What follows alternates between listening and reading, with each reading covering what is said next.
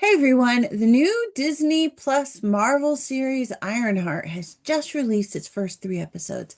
This continues the story of Riri Williams after Black Panther Wakanda Forever, following her return from an internship in Wakanda. I've always appreciated Iron Man type stories. I love them because of the tech and because the Iron Man and Ironheart characters, especially in the comics, have also had to build their superhero personas from the ground up, especially now when robotics and AI are becoming real world tools. Stories like this are more relevant than ever. But now that we have the first three episodes out, the real question is, how does Ironheart actually hold up as a series? Is Riri Williams a meaningful step forward for Black female superheroes, or really any superhero? Or is it something else entirely? So let's dig in and take a look at what Ironheart has to offer. So here are the basic gist of the story.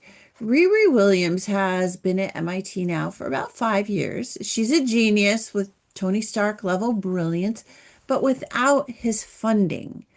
To keep her work alive, she starts cutting corners and breaking rules and crossing lines. And after a very costly incident in her lab, her advisor can no longer protect her and she ends up getting expelled.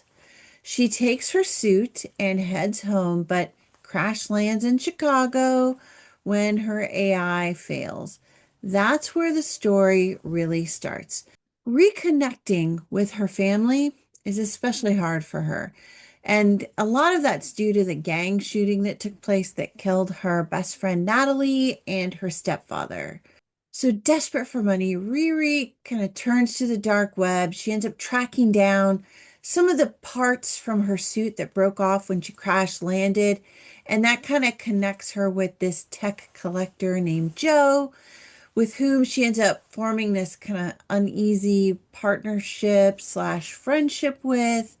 And that ends up being one of the show's better dynamics, despite some of the inherent problems that come up during the first three episodes.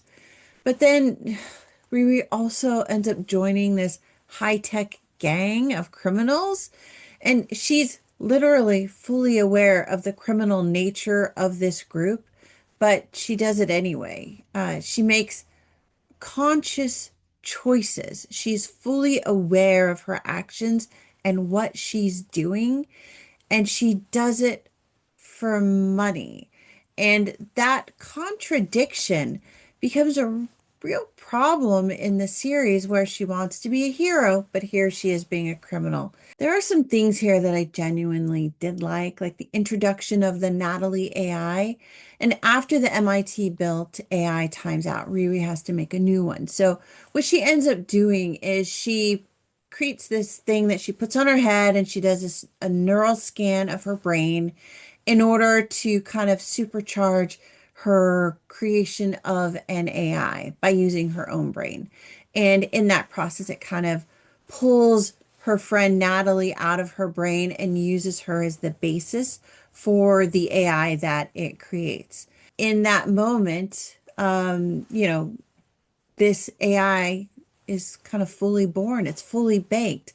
And there's no growing, there's no becoming, there's no, trial and error. There's no Riri trying to figure out how to make all of this work.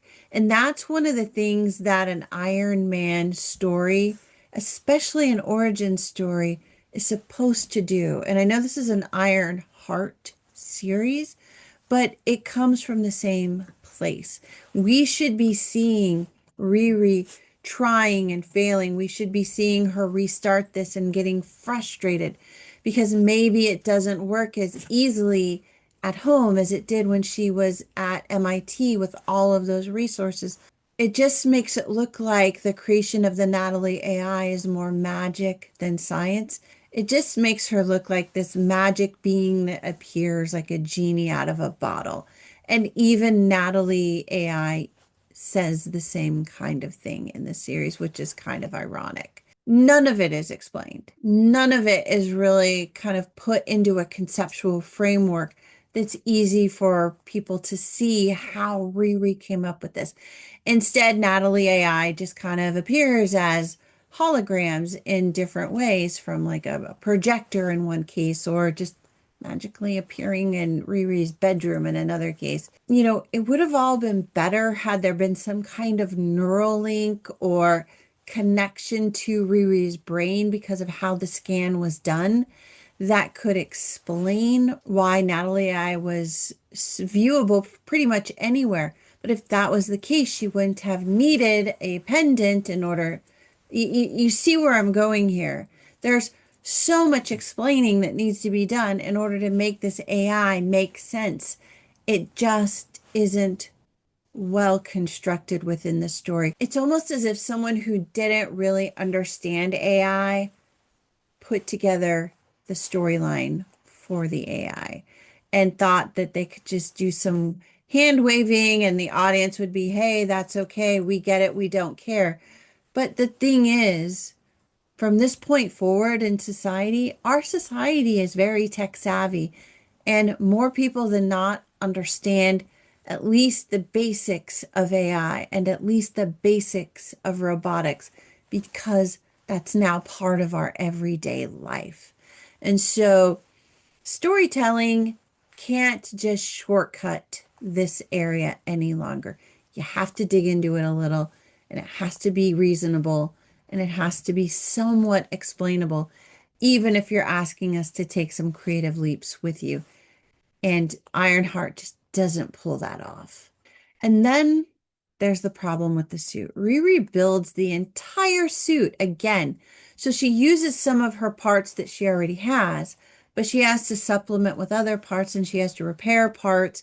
So she does all of this from her house without the proper tools, without the proper funding, without just the basics available to her because she just left MIT with the suit, not with the tools or anything else. Um, and she does employ some of the, I would say, services available through her new friend, Joe, also known as Ezekiel in this series.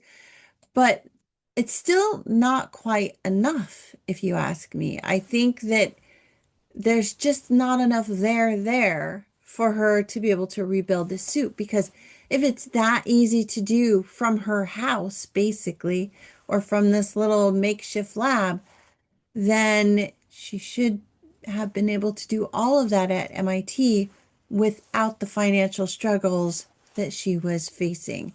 The logic there, it just doesn't hold up and it undercuts the entire premise of this series and the storyline.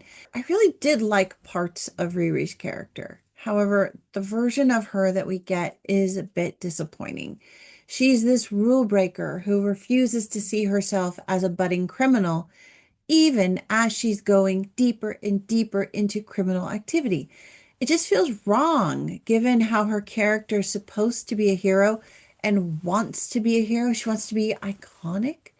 The only times she really shines in this series are in those small, honest moments with her family and friends. Unfortunately, it feels like there were really two versions of Riri Williams at play here in the script. One is this young black woman with intelligence and grit enough to build her own Tony Stark like tech empire. And then the other is a more kind of snarky rule breaker, go her own way, who trades her kind of common sense and strategic thinking for a fast track to easy money with criminals. Those two characters don't work well together.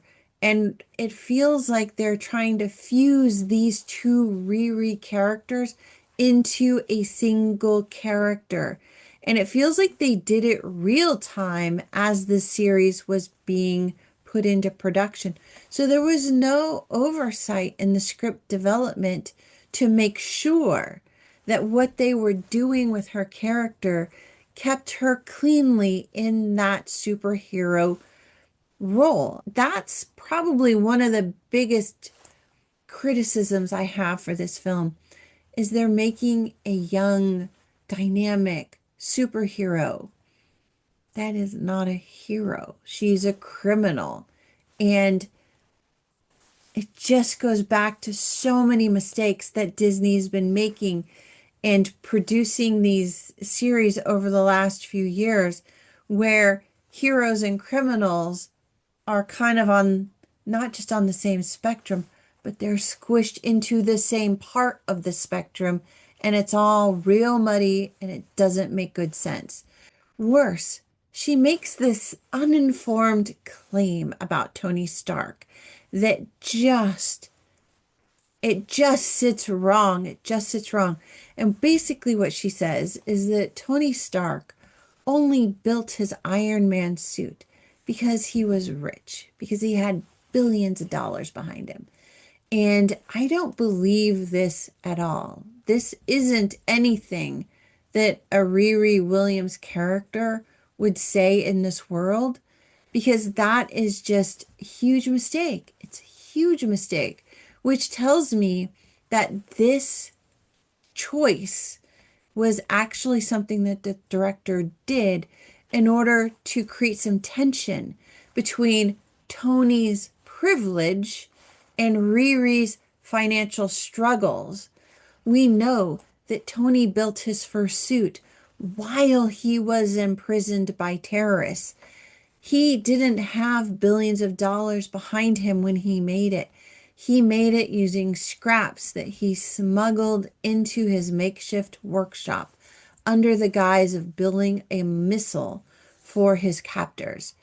His transformation into a hero began with sacrifice, not money, not privilege, not crime, but with the death of his fellow captive who gave his life to help Tony escape. It was only after that escape that Tony used his resources to refocus his company on building that suit to help people. Meanwhile, Riri has the full support of MIT from the word go. And Tony Stark also gave her, among others, a full Tony Stark scholarship to fund her innovations and her work on this suit, which basically undermines her claim that Tony Stark had a privilege that she didn't have. Tony gave that privilege to the MIT students by trying to elevate Riri through this false comparison. The attempts to strip away what made Tony's arc so meaningful really undermines her. Again, it makes it feel like the creators of the show didn't really have a firm understanding of the Iron Man story, or if they did, they didn't care. And either way, that doesn't work with fans because fans are informed and fans really do care. And so that puts us at odds with her character right from the start.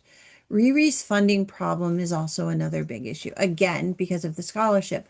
But also, MIT gives students direct access to the world's best entrepreneurial ecosystem.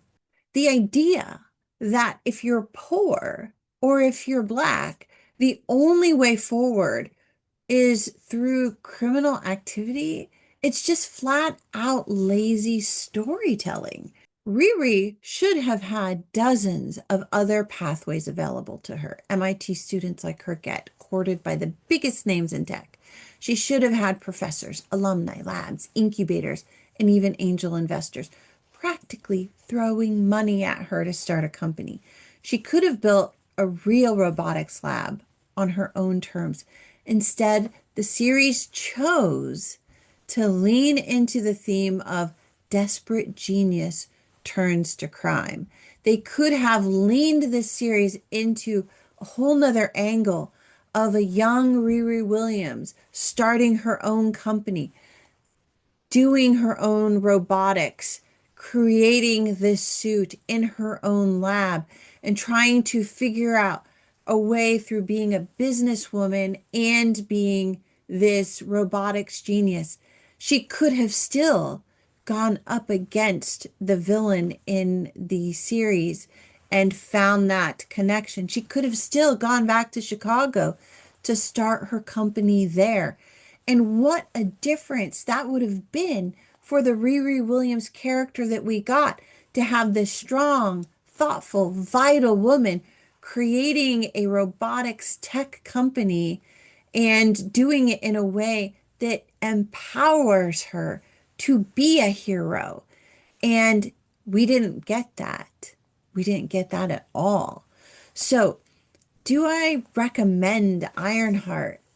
I gotta say, I honestly don't know how to recommend episodes 1 through 3. There are some things that work, but they are overshadowed by the things that don't. And using a story first philosophy would have solved so many of Ironheart's problems. Overall, the series itself was undermined by its own storytelling choices that they made. It really felt uninformed, it felt anticlimactic, and it felt like they chose to undermine Riri Williams. If you're curious, watch the first 3 episodes and decide for yourself. I have a feeling there will be people who enjoy this series because it's content that maybe they have not seen before and they don't come to it with the same information that existing fans already have about the character in the series and what really should be happening at this point.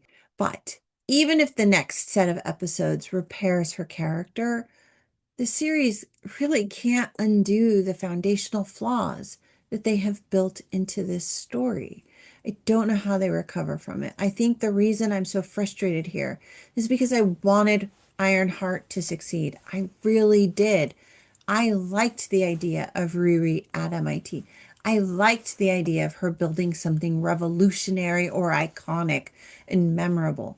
But instead of showing her becoming the next great innovator and hero of her time, they gave her a criminal arc and had her looking for easy money on the street rather than putting the work in to achieve her dreams. There's no easy answer. You have to do the work. You have to show people who you are, and you have to kind of live up to your own ideals. Otherwise, no one else is going to see you that way. Now, let me know what you think. Did you watch the episodes? Did they hit for you? And are you feeling the same disconnect that I'm feeling? Am I overreacting?